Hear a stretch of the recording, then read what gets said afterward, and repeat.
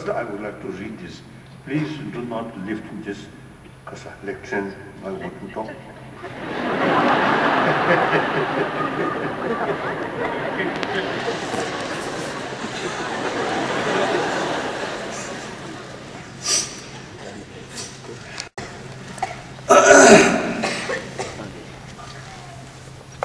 So, respected spiritual brothers, sisters, and also the rest of the brothers and sisters,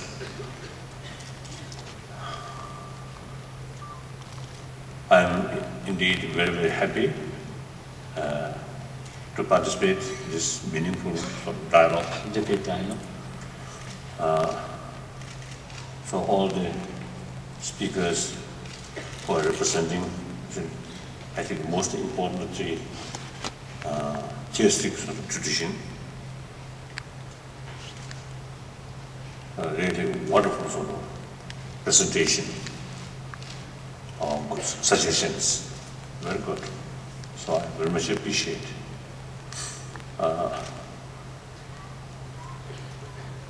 Then my part,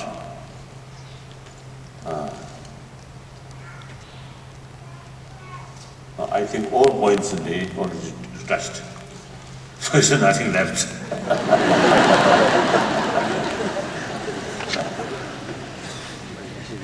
Perhaps I think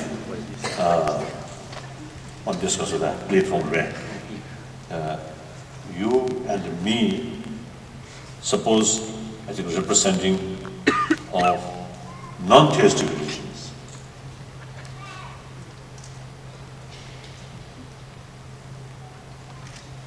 That is Buddhism and also Jainism, another ancient Indian philosophical tradition that we call Sankhya. In the Sankhya tradition, there are two groups. One accept God or Creator, one accept not. So these three, that part of Sankhya tradition and Jain tradition, the Buddhist tradition, seems non-theistic religions, major non-theistic traditions.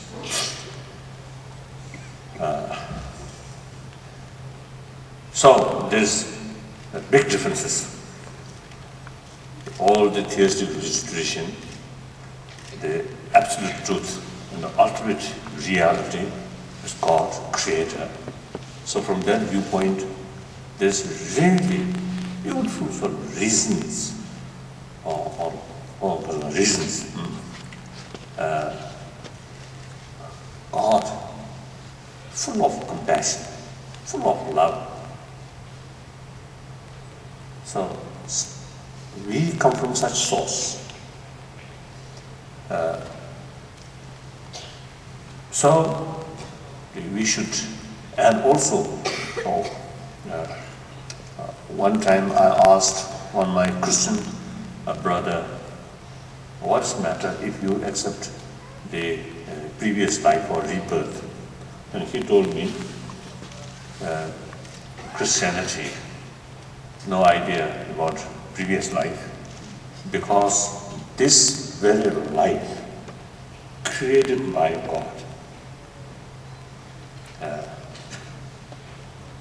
So when I heard his explanation, and I really felt, oh, that's a very, very, very powerful sort of presentation. This very life created by God. So we ourselves have direct link with Creator. So the sense of intimacy with God becomes very, very powerful. So there is a greater possibility to listen God's message or God's advice or God's wishes. Because you have such a close feeling. So all three speakers say the emphasis, say we should love creatures, essentially from the same source. Now, we are non-theistic. So then, how to advise we should be a warm-hearted person? Now we have a different sort of way of approach.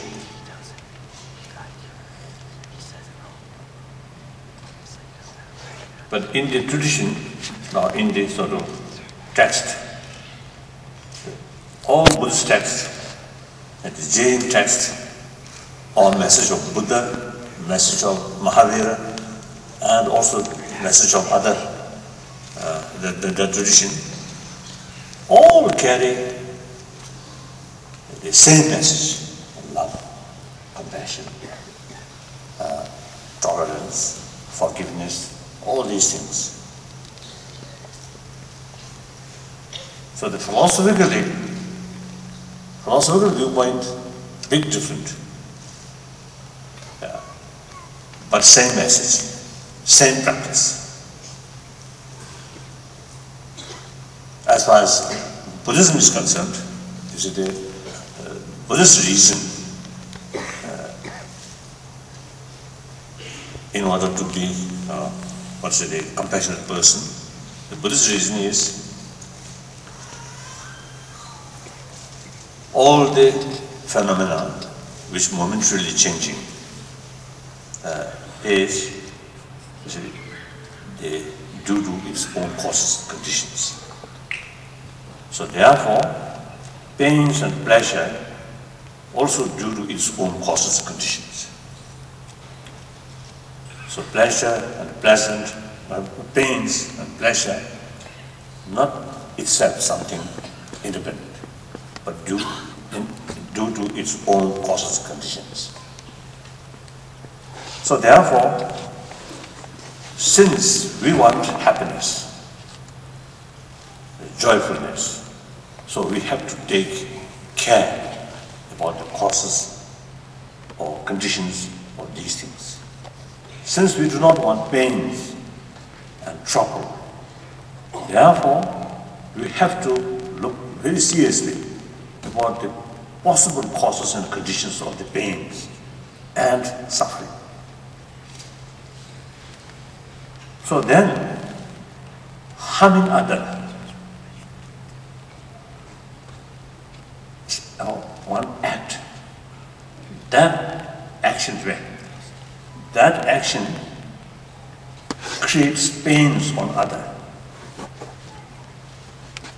So that is the causes of one's own pains. The compassionate action, serve others, help others, that action creates, the happiness or happy experience to others. So that consequences later you get benefit, pleasure, happiness.